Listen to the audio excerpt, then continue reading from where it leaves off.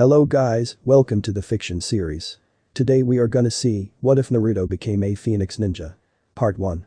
If you want more awesome fan fiction like this, don't forget to hit that subscribe button. So without wasting any time, let's get into the video. She cleared her mind. Focus.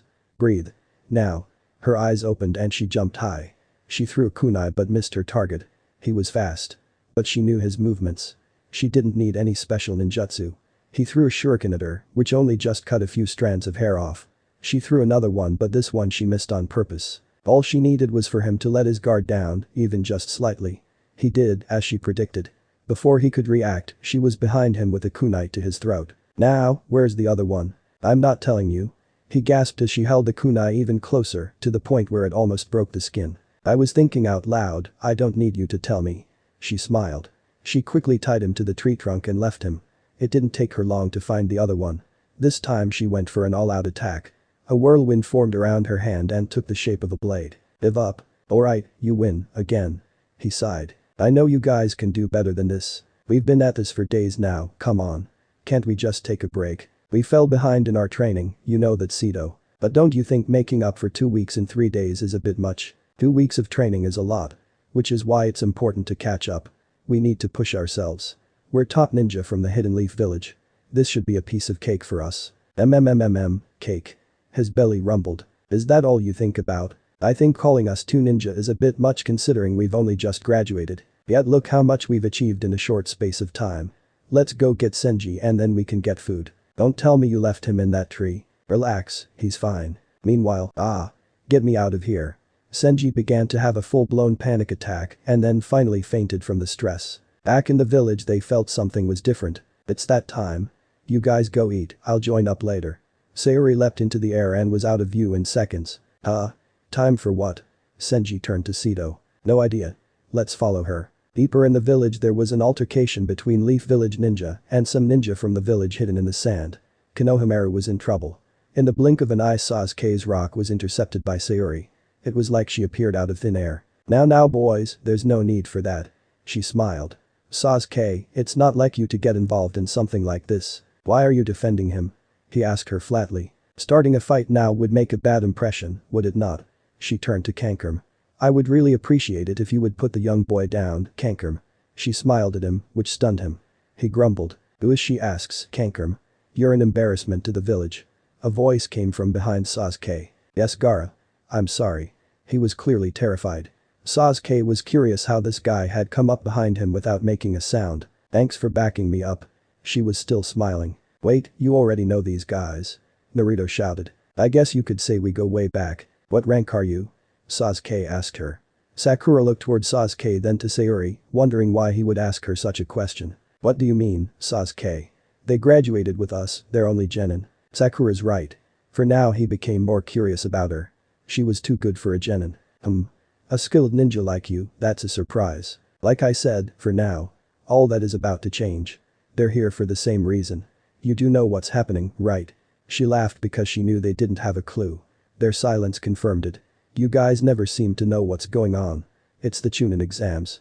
Shinobi from other villages compete too, and this year, Konoha is hosting. They will have passes to prove they have permission to be here. The Sand siblings flashed their passes. Naruto's posture eased. Gaara was now stood with his siblings. We should go. He said coldly. Wait. I'm curious, what is your name? Sasuke asked him. He turned. I'm curious about you too. My name is Gaara of the desert. And I'm Kankurm. My name is Tamari. What is your name? Gaara asked him. Sasuke Uchiha. Gaara's eyes widened slightly, then returned to normal. Bet you're curious about me too. Naruto butted in. I couldn't care less. Gaara turned away to leave. Some people were approaching. It was a group of guys from the village. Hey Sayuri, since you're back from your missions, how's about you and I go on a date? One of them asked. No way, you should go on a date with me. Another said. Don't waste your time on them, go on a date with me. Another added. She won't be going on a date with any of you. Gaara interrupted. Because she's already going on a date with me. This took everyone by surprise, including Sayuri. I am? She was confused. I mean, yeah, what he said. The group of disappointed guys left. Sayuri turned to Gaara. You didn't have to do that, Gaara. She sighed. But thank you. I'll see you at 6. He turned and began walking away. Wait, you're serious? She blushed a little. Kankurm and Tamari stared at each other in disbelief. You always said you would show me around your village one day. Of course. I'll see you at 6 then, meet here. He continued to walk away. Temari and Kankram looked at each other, completely baffled by what just happened, as were Naruto, Sakura and Sasuke. What the heck was that? Naruto shouted at her. Shut up. She didn't even look at him, she just left. At her home, Sayuri's nerves were getting the better of her. Seito and Senji knocked at her door. She pulled them in and explained that she'd never been on a date before and had no idea what to wear. Just wear a dress. Senji suggested. Wow, you're being helpful for a change. Seito joked. What do you mean for a change? Senji pouted. They always managed to make Sayuri laugh. It relaxed her a bit. She put on a long dark blue dress that had the symbol of the hidden leaf adorning it. She still had on her headband and necklace. She put on a little makeup. Just a natural look as she always goes for. Beautiful. Seito and Senji approved. Hey Sayuri, Senji finally wanted to ask her after all these years. You have all these clothes with your family's symbol on it, but you never wear them. Is that a question or a statement? I'm just wondering why. And why keep them if you're not going to wear them? It's complicated. I can't wear them for a few reasons, but I also can't seem to throw them away. She left for her date. He was right on time. So, what should we do then? Gaara was still dressed in his usual clothes. Well, you hungry? She asked him. I could eat. Alright, I know a good place. They began walking through the village and made it to Ichiraku ramen. Is this a popular dish in the Hidden Leaf? He asked, staring at the bowl. I guess so. Naruto always goes here, so does Senji. Naruto? That loud blonde guy you saw before. I know he seems annoying at first. He's a total knucklehead. But he shouldn't be underestimated. Truth be told, he's stronger than Sasuke. He's not better than Sasuke yet, but he has more strength within him. Enough about them, why don't you fill me in on your recent missions? They had a little catch up and ate their ramen. That wasn't half bad. His expression was unchanged. Wow, such high praise. She said sarcastically. It's different, that's all. I know where we can get some Sunajima yakitori. And if you want to see the best of the local scene, I have a favorite place I like to go when I want to be alone with my thoughts. She led him to the other side of the village, through a small alley, and on the other side was a huge pond with a bridge going across it, surrounded by cherry blossom trees. This place is always so beautiful and peaceful. Do you come here often? He asked. Any night I come back from a mission. And the night before I go on one. I just like to take it in. 1 minute, I need to feed Konohakam. Konohakam? He's the turtle that lives here. Rumor has it he's over 100 years old. A turtle's head poked up by the bottom of the bridge and she fed it lettuce and broccoli. You'll still be here long after I'm gone too. She looked almost sad, but still she smiled. This reminds me of those times in Suna. You know, where we just sit on top of your home and relax under the stars. It's just nice to not have to worry about anything. I want to ask you something. Huh? Yeah, sure. What is it to love someone? You have to ask me such a profound question. She giggled. I was wondering because you loved someone once. As he said this her smile dropped. Sorry, I shouldn't have asked. I don't mind. I like it when you ask me questions like that. Well, it's complicated, depends what kind of love. You already know about love for family. Yashimaru explained that to you. But then you got different levels of love. Like, you can love your friends, like I love Seito and Senji, even though they can drive me crazy, we're a team and we look out for each other. My family have never loved me. Instead they fear me. I don't think that's true at all. I think Kankram and Temari do love you. Yes, they're scared of you, but you're still their little brother, even though you threaten to kill them half the time. She giggled again. It's called unconditional love. They're still by your side, aren't they? Because they have to be. No one's forcing them to stand by you. You scare the hell out of them, yes, but they still decide to stay with you and to help guide you, as older siblings do. They do it out of love. Trust me. And the other? He still didn't quite believe her. Then there's romantic love. Like couples and stuff. Like when you look at someone and you just get this feeling. It's even harder to explain. It's like warmth. You see that person and everything's okay. Everything about them can captivate you, even their flaws. It's a funny thing, love. Someone could do something terrible and you can still love them. Because you don't get to choose if you love someone and you can't choose if someone loves you. It's like you want to be by their side always and above all, you'd do anything to protect them because nothing would be more painful than losing them. You get near them and you feel your heart beating faster, you feel happy, and when you look at them you just want to kiss them. She blushed. Sayuri. Yeah. She turned to face him. You have lettuce in your hair. Ah. She was blushing very obviously now. Gaara walked past her. Thanks. We've known each other for quite some time now. I still remember when we first met. You wanted to play with me straight away, even after other children warned you not to. Those same children ran past me and pushed me down. Tell me. What am I to you? You're my best friend, Gaara. I always enjoy spending time with you. It's getting late. I should take you back home. He seemed slightly dissatisfied with the answer. Oh, yeah. Once they reached her home they said their goodbyes. I'll see you in the Chunin exams. Yeah, and thank you for tonight. I had fun. Me too. Good night. With that he left.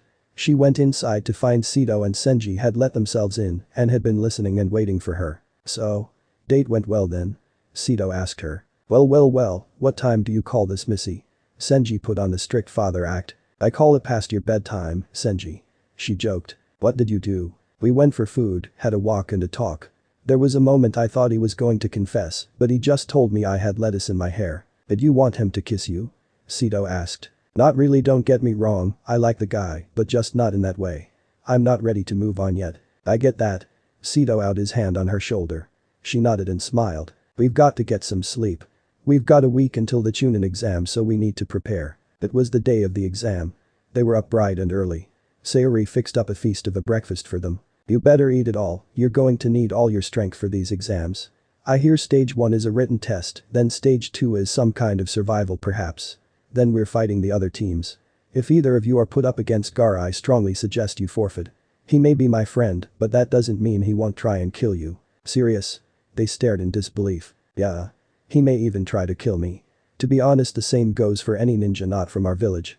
As far as they're concerned, we're the enemy and the fewer of us that make it to Chunin the better. Yeah, you've got a point there. But Gaara is more likely to kill us. And not just because of the exam. Just for his own pleasure. She closed her eyes. When she opened them again she smiled. Anyway, the point is, we gotta do our best. I really want us to become Chunin. Then we can work on becoming Jonin. Yeah. Whatever it takes. Senji stood up and put his hand out. Whatever it takes.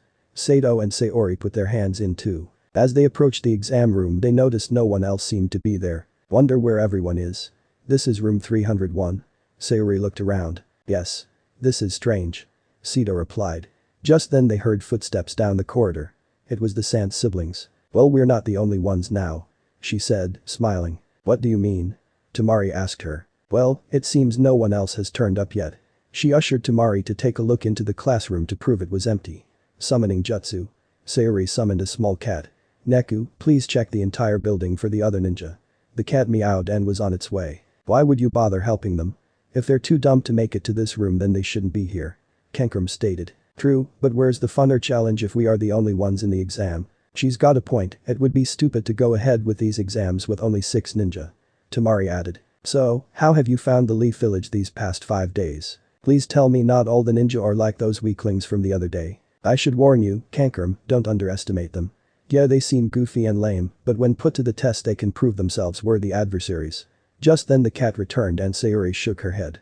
I say that but as if to prove your point they're all on the 2nd floor, stuck in a jinjutsu. She facepalmed. Ha. Pathetic. He laughed. They're on their way. Let's go in. She allowed the sand ninja to enter first, then her team followed. Soon after the room was filled with ninja from all over.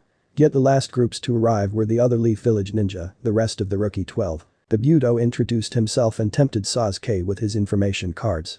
He asked for information on 3 ninja, Gaara, Rock Lee and Sayuri. There was plenty information about Lee, little on Gaara, but what they did know was that he did a B-rank mission as a genin and has never had so much as a scratch on him. This was unsettling news to Sasuke. Meanwhile Sayuri was watching intently. As Kabuto pulled out her card, it set on fire. But thus Sasuke and Kabuto gasped and jumped back. Can't have you revealing my secrets. She giggled. I'll be honest, there wasn't much information on you either. Kabuto adjusted his glasses and smirked. Well then, guess I didn't have anything to worry about. The commotion had stirred all the other candidates. She turned to one of the other Leaf Ninja. Hey, Chimjai. Yeah, what's up? He was munching away. Got any snacks? She smiled. Yeah, of course.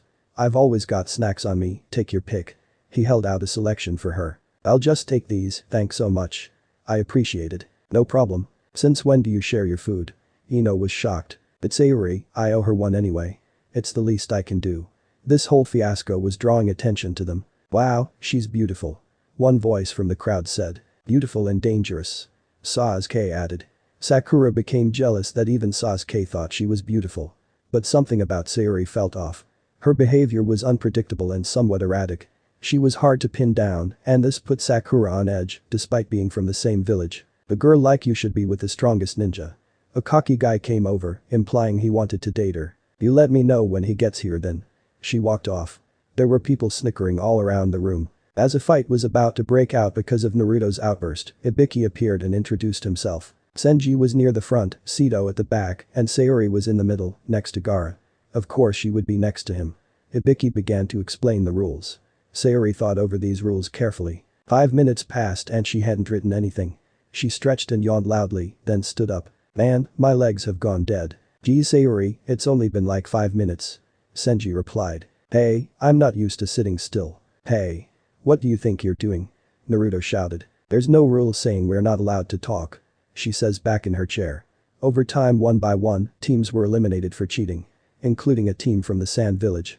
Gaara was still focused. All she did was stare up at the ceiling while rocking back on her chair. She would occasionally glance at Gaara to see how he was doing. She knew he was using his third eye technique to cheat. Then to her amusement, Naruto started having some sort of internal meltdown. She couldn't help but giggle out loud for everyone to hear. Hope you don't mind, I'm in the mood for a dance. She put her headphones on, they had cat ears, and began dancing. Everyone tried to ignore her and focus on the test. After the song finished she sat back down. That was fun. Ankrum asked to go to the bathroom. Sayuri noticed something was up with the sentinel that escorted him out. By the time he came back there were only 15 minutes left of the exam. Now she was staring intently at Ibiki. He had a reputation for being unbreakable. He had been tortured for information by enemies and never given it up. But the way she was staring at him, she managed to send a shiver down his spine. She could tell he was slightly unnerved. Now it came to the final question. Ibiki explained how if one member of the team didn't answer, then the whole team would fail. However, if one team member got the answer wrong, that person would remain a genin for life. Naruto gave a big speech about how he wasn't a quitter and that he didn't care if he was a genin for life because he would still become Hokage. Shut up, knucklehead. Sayuri said. Can I tell them now? She asked Ibiki. So you figured it all out then? He had a feeling that she had. In 5 4 3 2 1. Okay, go ahead, let's see if you really know the answers. Simple, this was a test of gathering information. In a normal exam you'd be disqualified for cheating after one attempt. You gave us 3 chances. That was the first clue. The second was that these questions are too difficult for your average genin. It was literally forcing us to cheat. And how would we cheat if none of us knew the answers? You planted jonin in the room, posed as genin. They knew all the answers and we were meant to copy off them. Exactly right, you were. Except you didn't write a single thing. You failed to gather the information, therefore you. Oh didn't I? She had a sideways smile. Check your pocket. He gasped. Everyone began muttering to themselves. He slowly reached into his pocket and sure enough her test paper was folded up in there. But how he was stunned. That's impossible. Clearly not because I've done it. And I answered every question correctly without copying the answers. But when Kankrum got up to go to the bathroom. You were distracted enough and I seized the opportunity. So thanks, Kankrum. Kankrum scowled at her. And if you're wondering, yes, Seito and Senji have the correct answers too. I gave it to them. That whole dance I did, I was signaling them the answers in a code only we know. Then a few jonin entered, accompanied by Sharuka. One of them whispered to Ibiki. Is this for real? You can't be serious. Yeah, it's true. Sharuka nodded. Sayuri. I've just been informed that despite being 11 years old and a genin, you've completed 0D rank missions, 10C rank missions, 14B rank 7A rank. Ibiki paused as gasps and chatter filled the room. And 3S rank missions. Yeah. That's right. But, how? We're more than what we appear. Anyway. Now that that's over with, we're going to go do some training. See you all in the next round. She smiled and waved goodbye to everyone. Did you see the look on his face? Senji laughed. It was priceless. You rule, Sayuri. Indeed, I'm glad you're on our team. The other teams must be jealous. I'd say they'll be more afraid. What I pulled off was far beyond genin level. We need to keep our guards up 24/7 from now on. I may have put targets on our backs. Senji looked at her confused. They're going to see us as a dangerous threat. They'll want to get rid of us, one way or another. I would be surprised if some of them even came after us at home. So be prepared. In fact, I think it's best you both stay at mine tonight and we take turns sleeping in shifts. If we're tired in the morning, I have a special tea that will energize us. I always have it after a sleepless night. Okay. Suu, like a sleepover? Senji seemed excited by the notion. Sure. If you want. She shrugged. Well, you know what that means. Snacks. He shouted and jumped for joy. Senji had a sweet tooth. They went shopping and bought all sorts of sweets, chocolates, cakes and crisps. When they got there, Sayuri set up 2 beds in the living room for them. She also cooked a meal for them. So what should we do first? Truth or dare? Scary stories. Sure, and she could do your makeup, paint your nails and braid your hair. Saito teased. Hey, I'm just trying to have a good time. Yeah, girls just wanna have fun. He teased some more. So, that was Gaara that we've heard so much about. He doesn't talk much, does he? Senji inquired. He was in his pajamas and hugging his pillow. Onto the gossip portion of the evening.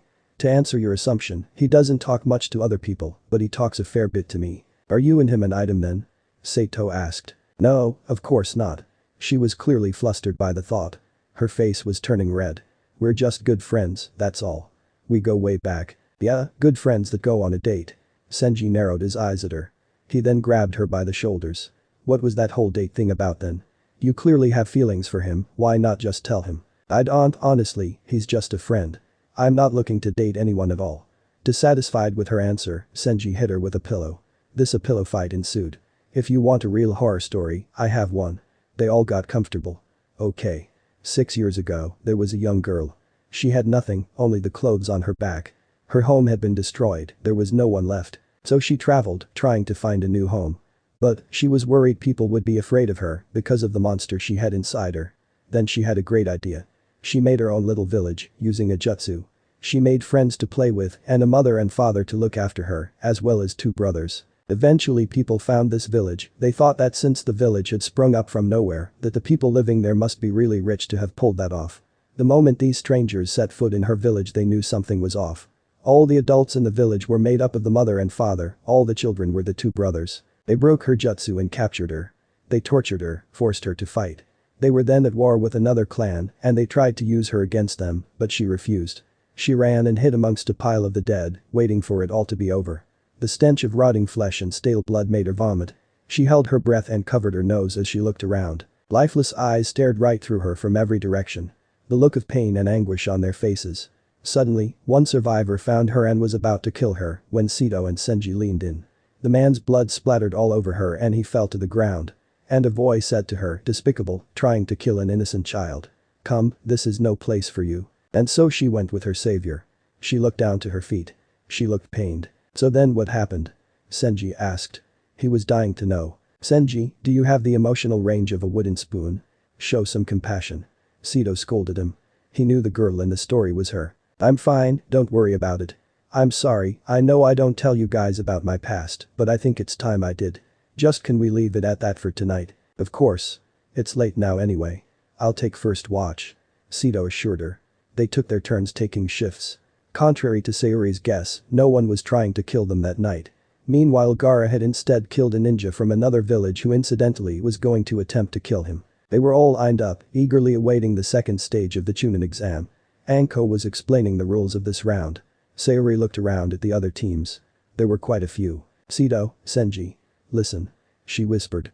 There are 26 teams total, 6 of which from Konoha, including us. 1 team from Suna.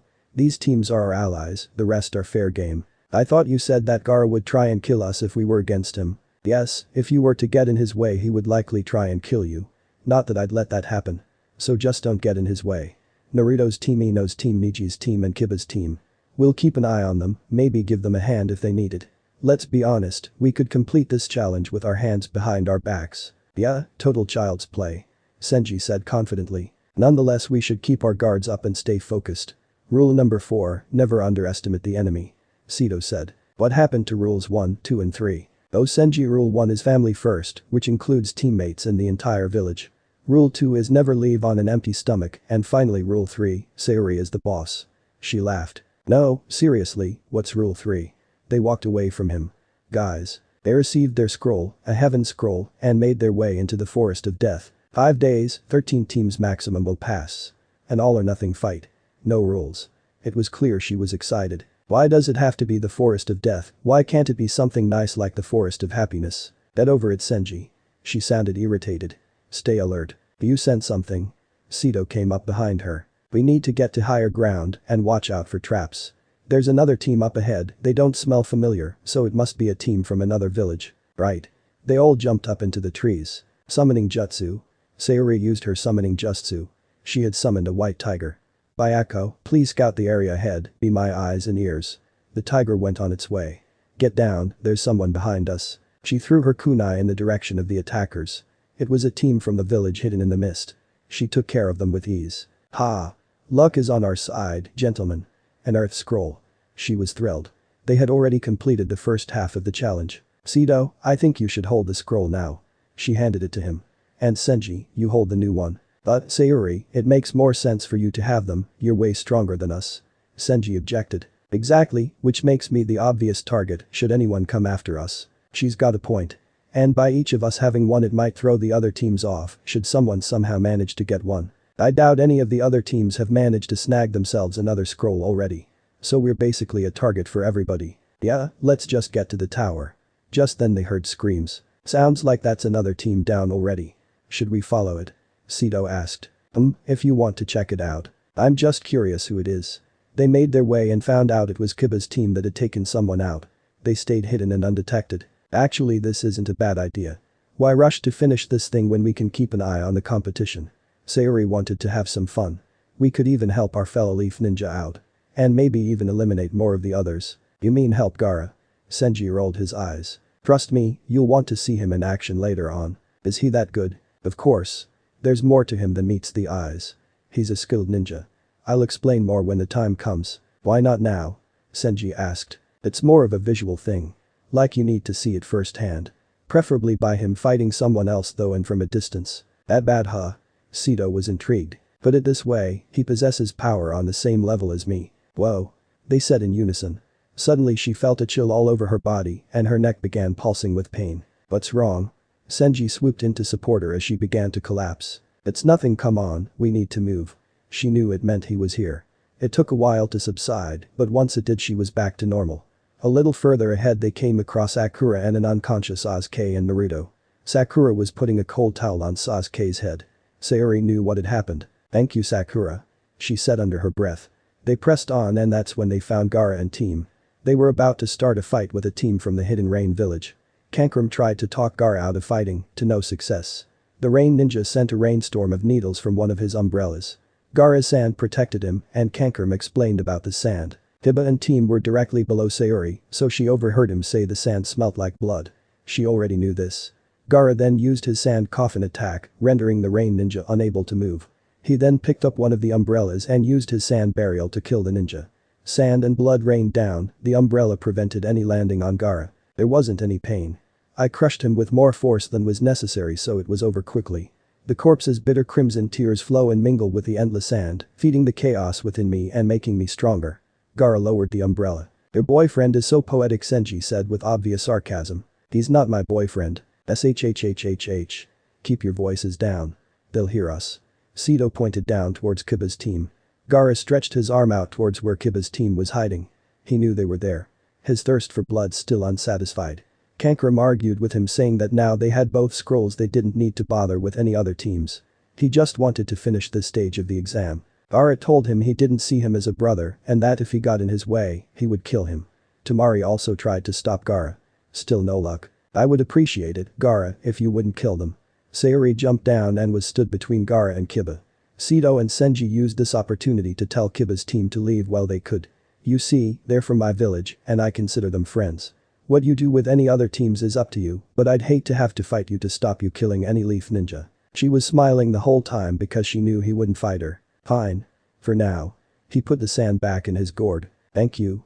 So you've got both scrolls now too. Yeah. That's cool, if not I was going to offer one of ours. We've got 2 sets. Why bother getting 2 sets? Kankram asked her. Let's just say I want to make sure certain people get through and others don't. And we're one of the teams you want to go through. Of course. We do go way back after all. She turned to leave. I'll see you guys later then. Plus, I know how much you want to fight a certain someone. Sasuke Uchiha. Gaara began twitching with anticipation. Yup, and I for one am looking forward to seeing that. I'll be conflicted with who I should support though. After all, I have a deep connection with both of you. Who is it you want to fight so badly? Well, admittedly at first I also wanted to fight Sasuke, but it'll be nice and let you have that pleasure. So now I'll say Naruto Uzumaki. That blonde, spiky-haired knucklehead. Why him? Kankram asked out of genuine curiosity. Well, let's just say he has something in common with me and I want to see which one of us is stronger because of it. And what something might that be? Surprise. You'll just have to wait. But Gaara knows too, don't you? So, there's another. Indeed. Two within the hidden leaf. But which one of us is stronger? Anyhow, we're gonna get going. Places to be, people to kill. Geez, you two really got a lot in common, no wonder you're friends. Kankram said to Gaara after Sayuri had left. Gaara just grumbled. Some time later they found Sakura's team again, this time they were all conscious. Hey. She shouted. Isn't that the Sayuri? Sakura asked. Yeah. Wonder what she wants. Sasuke stood up and readied himself. I just wanted to see if you guys were interested in a scroll. You see, we ended up with 2 sets, so whichever one you want, you can have it. What's the catch? Sasuke asked her. Just a little test. To see if you're worth letting through. So a fight. You don't have to beat me, just impress me. I think we'll pass. The whole point of this exam is to test us. It wouldn't be right to just have a scroll handed to us. Naruto shouted. Very well then. I admire your morals. Well then, I hope to see you in the finals. She thought to herself how much she wanted to fight Naruto or Sasuke. They were at the tower. Finally Kiba's team arrived, thinking they were the first team there. Then Gaara and his siblings appeared and it turned out they had been there for half an hour. We did get here earlier too, but we went back out for some food. There's nothing here. Seito explained. They had completed the second part of the exam in just over an hour and a half. They went off to their own rooms and opened their scrolls. Sharuka-sensei. They said together. Hey. Well done. I knew you guys would have no problem with this exam. He went on to explain to them what would be involved in the next stage. They just had to wait for everyone else to arrive. They were all gathered in the hall. 8 teams had made it. They were informed by the moderator that they would be holding a preliminary round as there were too many who made it through. It would be a one-on-one fight tournament style round. They were given a chance to leave if they wished, to which Kabuto obliged. She looked over to see Sasuke holding onto his shoulder in pain. He didn't look too good. Once the Hokage had explained all the rules, they were ready to begin. A huge screen appeared and the first names were drawn. Sasuke Uchiha vs Sayuri. Of course it would have to be you, wouldn't it? She said with a half smile. In truth she would have been happy to fight Sasuke, Naruto or even Gaara. I'll make this quick. That's my line. She looked at him with menacing eyes. They had the same confident smirk. The match began and Sasuke made the first move, charging at her which she easily dodged by diving underneath him. She spun around and used the back of her ankle to kick and sweep his legs from under him. He stopped his fall with his hands and flipped backwards. He came at her faster. As she dodged, he caught a glimpse of her bracelet. That bracelet, I knew you already knew those sand ninja, but why do you have a bracelet with their symbol on it? Sasuke shouted. It got the crowd murmuring. It was a gift. How do you know them? It's a long story. I'm sure we won't mind hearing it. The crowd nodded in agreement. First you'll have to beat me. She moved forward but was stopped by Sharuka. Hey, what are you doing? This is such a pain, she said. Then the Hokage stepped forward. We've been informed that you've just been requested for an S-rank mission. You will no longer be able to compete in this Chunin exam. What's the mission? She asked. The details are on this scroll. He handed it to her and she skimmed through. The FFT, I'm not doing that. This isn't a negotiation. It's a highly important client who requested you specifically. We are in no position to decline. This is beyond ridiculous, can't it wait? She was frustrated. I'm sorry, Sayuri. Sharuka knew how much she had wanted to become a Chunin. Whatever. I won't lie, I wasn't going to be able to use my full potential anyway. We'll have our fight one day. She turned back to the Hokage. I have one condition. Allow us to stay and watch the rest of the matches. Then we will leave. As long as you can make up for that lost time, very well. They removed Team Sharuka's names from the tournament. Sasuke needed a new opponent. The board lit up and where her name was, a new one was being put in. Sasuke Uchiha and some guy called Yoroi Akam. She knew Sasuke would win, despite the pain. He was then taken away by Kakashi. The fights went on, Zaku Abumj vs Shino Aburami, Misumi Tsurugi vs Kankram, Sakura Haruno vs Ino Yamanaka, Tenten vs Tamari, Shikamaru Nara vs Kintsuchi, Naruto Uzumaki vs Kiba Inuzuka, Hinata Hyuga vs Niji Hyuga. Finally the moment she had been waiting for. Gaara vs Rock Lee. She went and stood by Kankram and Naruto. Well, we already know how this one will turn out. Yeah, this guy with the dumb haircut doesn't stand a chance. Kankram laughed. Wrong. Naruto shouted. Lee is stronger than you think. The match began and Lee went straight in with his Leaf Hurricane Taijutsu, however he was blocked by the sand. He had to dodge the incoming sand that was pouring out of Gaara's gourd. Lee went in again, this time throwing punches all around and fighting back the sand. He narrowly escaped. Kankram had to explain to Naruto that the sand acts on its own accord. Lee got thrown around by the sand, yet he kept coming at Gaara with his Taijutsu. Once again Lee was forced back by the sand. Alright Lee, take them off. After Guy's words, Lee got excited. He removed his leg weights, the weight of which stunned everyone as they crashed to the ground. Lee's speed had increased drastically, his kicks were nearly landing, throwing Gaara off. There was a slight look of panic on Gaara's face. The sand was barely keeping up with Lee's barrage of attacks. Finally a kick landed. No way. Sayuri was in shock. She's never seen anyone manage to hit Gaara. A few more kicks landed. The sand was stirring. Cankram was now worried. The sand shell coating his body started to fall off piece by piece. Cankram and Tamari saw how unstable Gaara was becoming. His inner demon was excited by having such a different opponent. Lee began running circles around Gaara and then one after another he landed a series of kicks. He wrapped Gaara in this bandages and used his primary lotus. When the dust had cleared it seemed as though Gaara was down for the count. No, Sayuri was worried he was hurt. Just then the hard shell of sand cracked and crumbled. Gaara had avoided the attack. Thank goodness. She was so relieved. Gaara appeared from the sand. He was laughing. Sand flew at Lee and he stumbled to get up, his legs damaged by the effects of using the primary lotus technique. Gaara bombarded him with attacks. Lee managed to dodge the next barrage, but Sayuri could see he was in such bad shape. To be honest, I'm amazed he's lasted this long. He doesn't quit, does he? She turned to Guy. Never. Lee doesn't know how to quit. He replied. Sayuri had a newfound respect for Lee. Even in his state, Lee was able to dodge again. Finally Lee opened the third gate and his chakra was flowing powerfully. He went and opened the fourth gate straight away and moved faster than ever. He kicked Gaara upwards and sent him flying. Lee had disappeared. The sand wasn't able to move fast enough to protect him and the sand armor was cracking again. Lee then tried to open the fifth gate. Another punch and Gaara was in trouble. He landed another punch, but this time instead of letting Gaara land, he grabbed hold of his bandage and pulled Gaara towards him.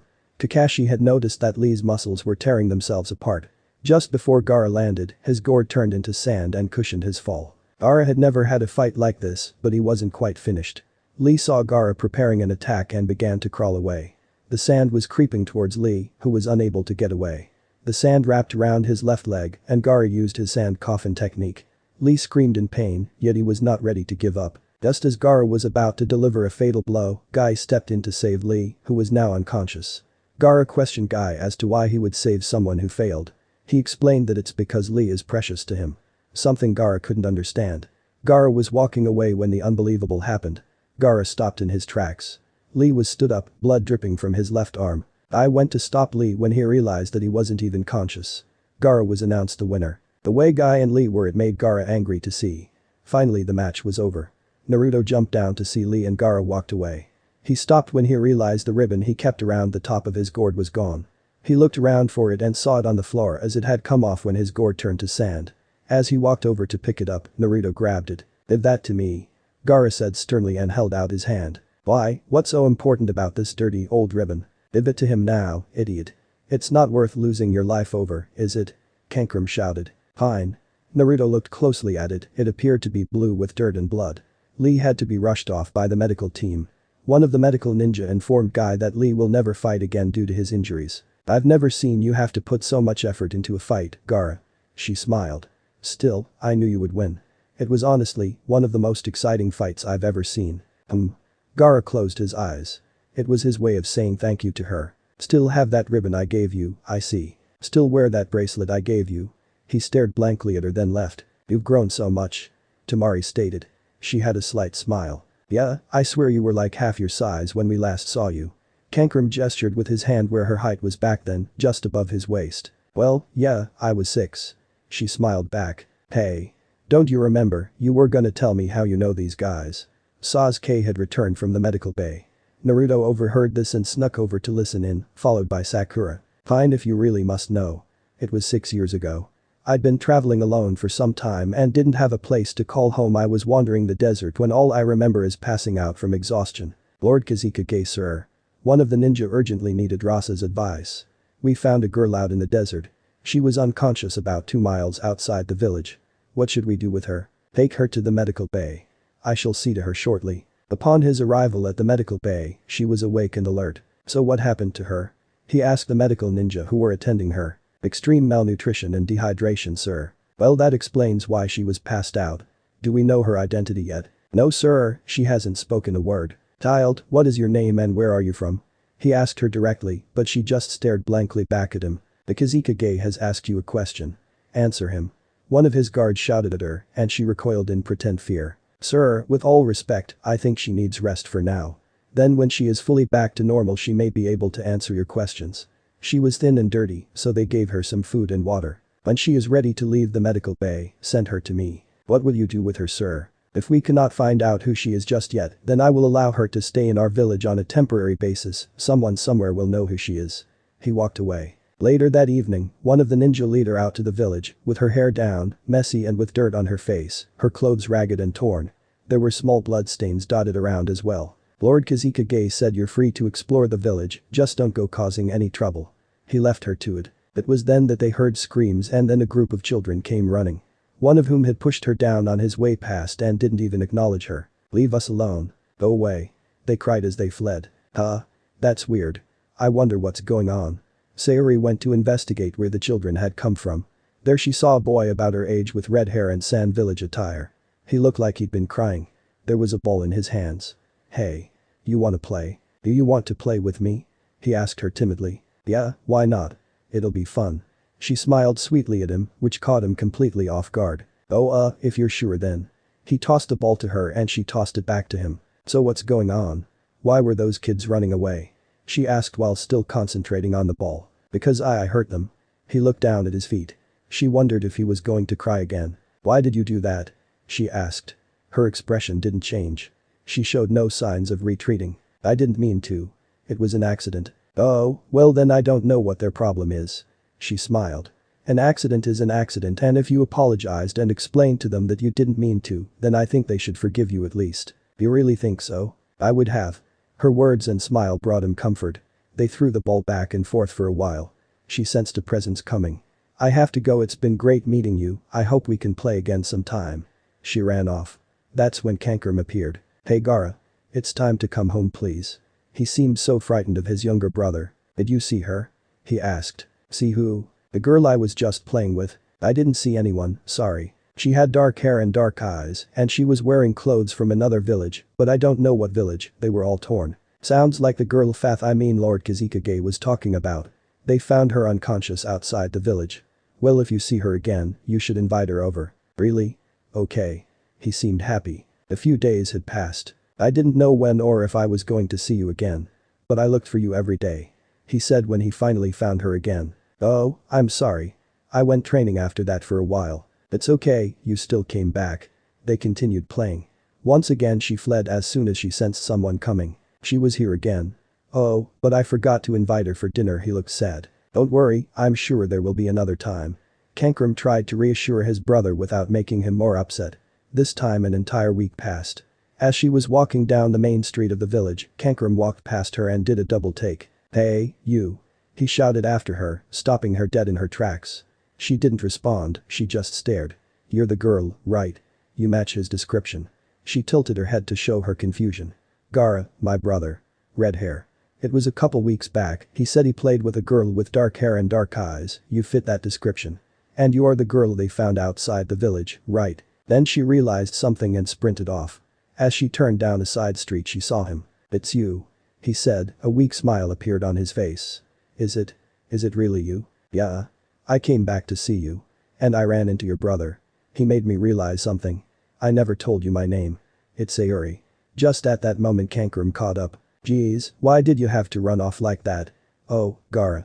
I'm sorry, I didn't mean to interrupt." He was sincere in his apology, but more out of fear that Gaara would be angry with him. "This is her, the girl I told you about. Her name is Sayuri. Sayuri, you should come to our house for dinner." She nodded and smiled. She couldn't believe it. Kankram left them to play and went home to start preparing the food. "Why do you seem so surprised?" Gaara asked her. "Ever since I left my home, I struggled to find a meal. Oftentimes I'd go days without food. So I am extremely grateful that you have invited me to your home for food." Gaara had a look of sincere concern for her. They arrived at their house. Tamari was cooking dinner, filling the home with a powerful smell of aromatic spices. "I remember your dad, the Kazekage, asking me questions about where I was from. And I didn't answer." "How come?" "Because I'm afraid they'll send me back. You know they'll find out somehow." Kankram seemed worried for her. She didn't realize he was there. "I was wondering when you were gonna talk to us. You don't have to be afraid, you know." "Yes, but until then, I want to enjoy my time here and spend as much of it with Gaara as I can." Gaara smiled, he was so happy that someone actually wanted to and enjoyed spending time with went outside to play. So, if your dad is the Kazekage, does that mean you will be Kazekage one day? Sayuri asked him. I don't know, maybe. I think you should go for it. Then no one will be scared of you anymore. You think so? I think you'd be a great leader. Let's play a new game. She passed the ball to him and ran over to tag him. The sand suddenly grabbed her by the ankle and threw her up into the sky. No, Sayuri. He had such a look of despair on his face, almost crying, thinking that he'd just hurt his only friend. Woohoo! I'm flying. Look at me. She began to come back down, and before she hit the ground her body stopped, then gently landed on her feet. Wait, you enjoyed that? It didn't hurt. Only a little, it took me by surprise more than anything. It was kinda fun just being up in the air. I felt like a bird. She laughed, which only added to his confusion. But why? Why aren't you scared? Why don't you hate me? Because I know you didn't do it on purpose. I don't think it even was you. It was the sand, wasn't it? The sand automatically reacts. How could you? I've been around and studied a lot of ninja arts. She landed on the ground softly. Wow, that's amazing, and you're only the same age as me. Is that how you managed to land like that? Yeah, chakra control. Maybe I could teach you one day. I'd like that. My family were strict with training and all that. But it was mostly my big brother and his best friend that taught me. My dad, he used to teach me, but then he stopped. He was always focused on my brothers. I'm sorry. It's okay. They're dead now. What? Yeah. My family, they're all dead. I know it sounds horrible, but my dad, he just stopped acknowledging me. She trailed off. I'll tell you about it sometime. Yeah. Sure. Gaara had a look on his face, like it was bothering him more than it bothered her. My dad tried to have me killed. Gaara said. I'm sorry, Gaara. I know exactly how you feel. Her smile, though small, was of some comfort to him. He knew there was a wider story, but didn't want to press her at this time. They were both really quiet at dinner. Some days later Gaara had lost control of the demon inside him. This wasn't the first time it had happened. He sat upon a tower of sand, half his face was becoming that of Shikaku. Sayuri ran to him, avoiding the barrage of sand. Eventually she made it to him. She put her head to his and when she opened her eyes, one was red and one was blue. Sharingan, so she's one of them. Rasa now wanted her out of the village immediately. Give him back to me. She spoke softly to Shikaku. The sand receded and Gaara returned to being himself but was out cold. The sand tower then collapsed and they began falling. She looked at the ground and then back at Gaara. She pulled him behind her so that when they fell, she took the brunt of it. The result was a shattered ankle. Sayuri, some ninja from your village will be on their way to collect you and take you home. Rasa gave her the same look he usually gave Gaara. He disapproved of their friendship as he only saw Gaara as a weapon. And once he realized what she was, he had wanted her out of the village as she was just as much of a threat as he was, the two of them together would be the assured destruction of Suna at the minimum. You're from the Hidden Leaf village and were presumed dead until a few months ago when people had found you and word got out. How does it feel that for years no one even bothered looking for you? It's okay. Because I didn't want to be found. His attempt to upset her failed. She wouldn't be so easy to provoke as Gaara. He thought that if he could provoke her into attacking him, then he has an excuse to kill her there and then. A few days later, the Leaf Ninja arrived. At least they waited until after Gaara's birthday, so the two were able to celebrate it together. Lord Kazekage, we are here for the girl, at your request. She's over there, on the outskirts of the village. With Gaara. The ninja nodded and dispersed to go find her. The one who found her was Sharuka. You must be Sayuri, right? He smiled at her, but she hid behind Gaara. She doesn't want to go. He cried out. I understand that, but she is from our village, she needs to come back home. Why can't this village be her home? Why do you have to take her away from me? It's complicated.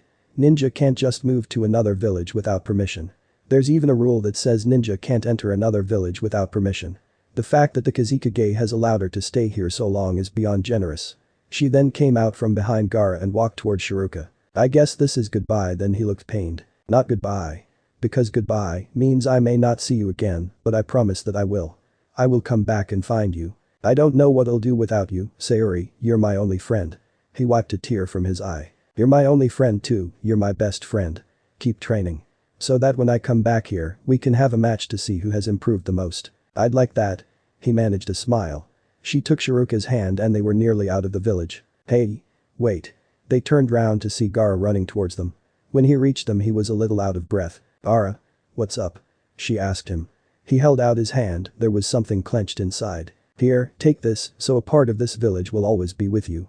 Take it, so you'll always remember me. Gaara, thank you. She held out her hand and he placed it in her palm. It was a bracelet with Suna's symbol on it. She put it on and she hugged him. "I'll never forget you anyway. You're my best friend." Tears of happiness replaced the tears of sadness. "Here, this was a gift my mother gave me.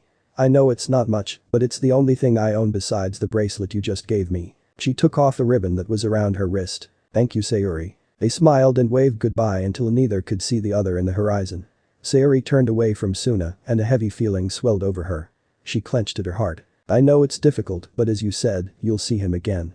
Sharuka comforted her. "And that's how I got this bracelet. I kept going back every chance I could get.